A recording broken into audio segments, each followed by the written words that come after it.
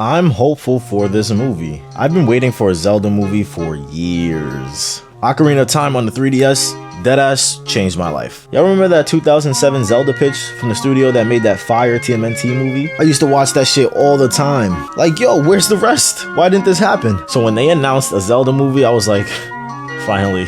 But then they said it was live action. I know all Zelda fans wanted a Studio Ghibli movie, but we can't have it all. But then they said it was gonna be sort of like Avatar, that kind of look. You know, like motion capture. So I became hopeful. Then they dropped a photo of the actors in character and I loved it. Mainly because one reason, I have no fucking idea who these kids are. And that's the way it should be. The photos look good. I do want there to be a bit more color though. Like saturated a little more. Like I do not want the movie to have that dry look. Honestly, this should just feel like The Lord of the Rings.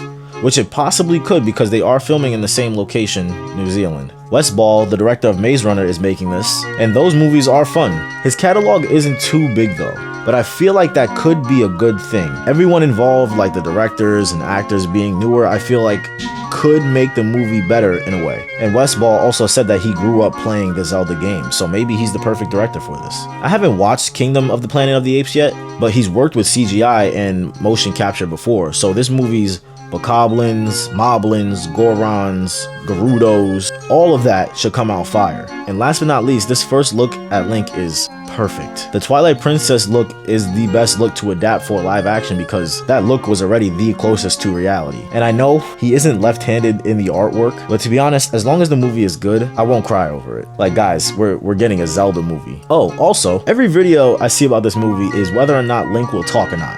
Like, every video. Honestly, I think there's a few ways you can handle this. One way I saw was actually kind of funny. It was a comment that said, make it so that every time he goes to speak, someone just speaks over him and they say what he was going to say so that he never actually speaks. Another way that I thought of was you could kind of make him like Ferb from Phineas and Ferb and like make him speak extremely little. Like maybe he only says like yeses and nos, or he only grunts like in the games. Another that I actually like just thought of like just now, maybe so you could just make it so that in the story he's mute. Like maybe he loses his voice, Bumblebee style, you know? Or maybe he was just born that way. Or I kind of like this one. Maybe he does sign language. I don't know. I think that could really work for Link in this movie. I mean, Mario doesn't necessarily talk either, but they made it work for the movie. I'm confident they'll figure out a way for the silent swordsman. I'm hopeful. Video game movies have gotten good in recent years. Street Fighter looks good. The Sonic movies have been killing it. Detective Pikachu, I think, is my favorite in that sort of group. And the Mario movies are